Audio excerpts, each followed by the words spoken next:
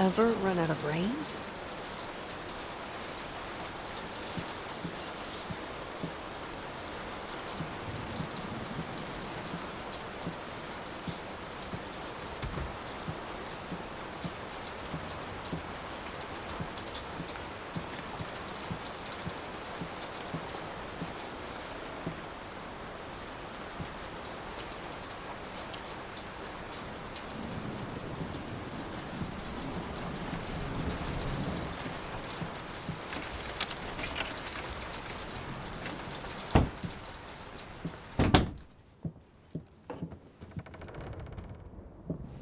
How can two people who once loved each other so fully, so profoundly, drift so far apart? My husband barely speaks to me anymore. He just slithers in and out of his study, obsessively working on one failed painting after another. He won't even sleep with me anymore. I can tell he's disgusted by me. The look he gave me the other day. That pathetic, hurtful look. A combination of shame, guilt, and repulsion.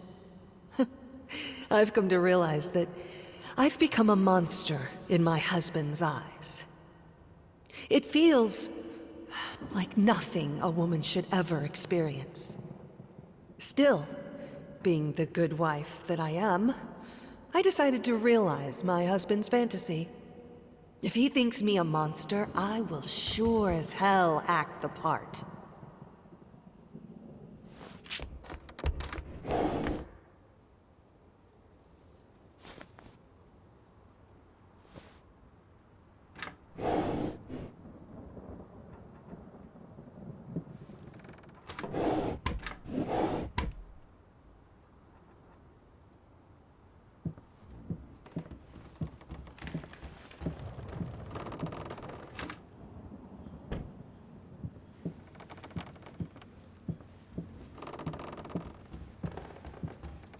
Watch him drown.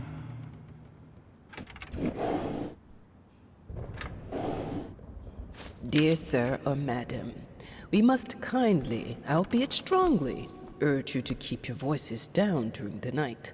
Your marital problems, while regrettable, are a private matter and should remain that way.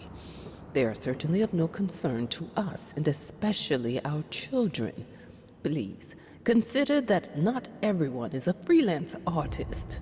Some of us have to get up early and work for a living. We need our sleep. We must also warn you that if things continue the way they are now, we will be forced to call the police.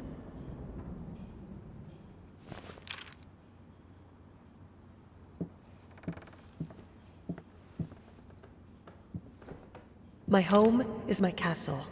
Locked inside, I am safe.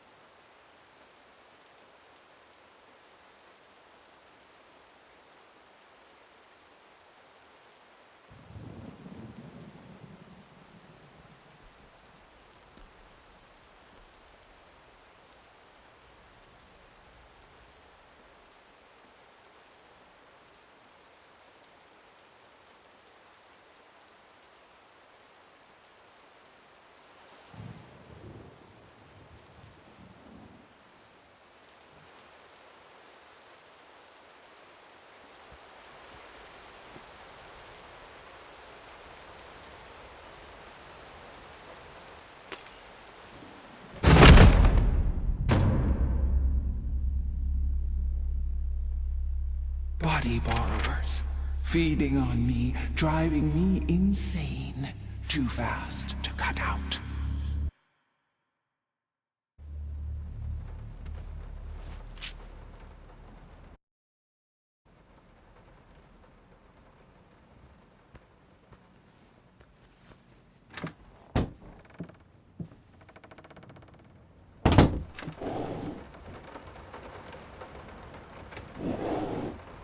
I'm sorry for yesterday. You were right. I overreacted. It's just that this isn't about me. It's about her. Everything I do with her best interest in mind. I guess I've always believed that in an imperfect world, it's worth it to strive for perfection. Now I'm starting to sound like my father.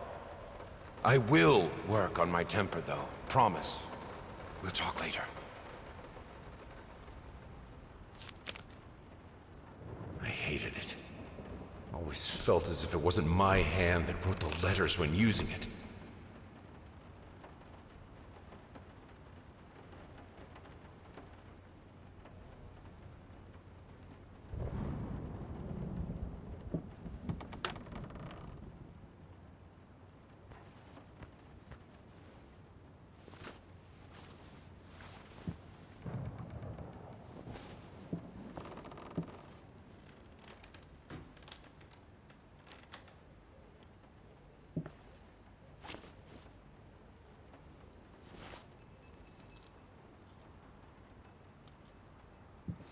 What we witness today, while entirely worthless in artistic terms, might be an invaluable case study for psychologists.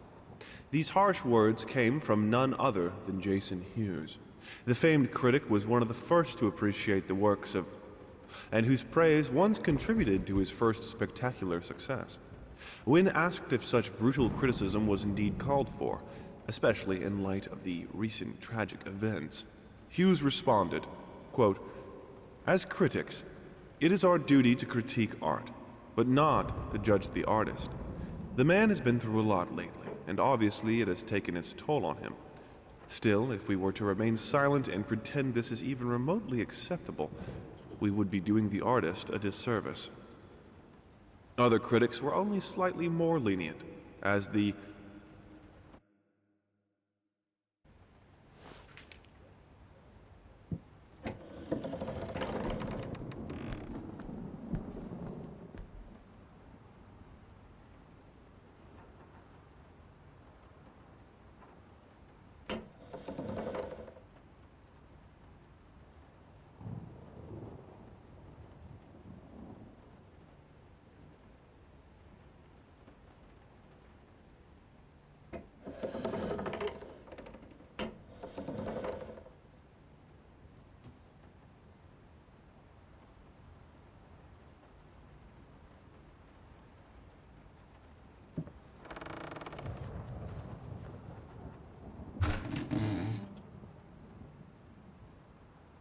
In an unexpected experimental streak in his usually conservative endeavors, Thomas Caldwell hosted an extraordinary exhibition opening in his gallery. Quote, "This is a great day for me and my wife," said in the opening speech. Quote, "For us, this is not only an exhibition, this is how we want to live our life. Music accompanies my paintings just as she will accompany me in the future." It is rumored that after the exhibition, some kind of arrangement was set between Caldwell and... The thought alone that the most beautiful piece of art doesn't have my name on it is killing me. So, will you marry me?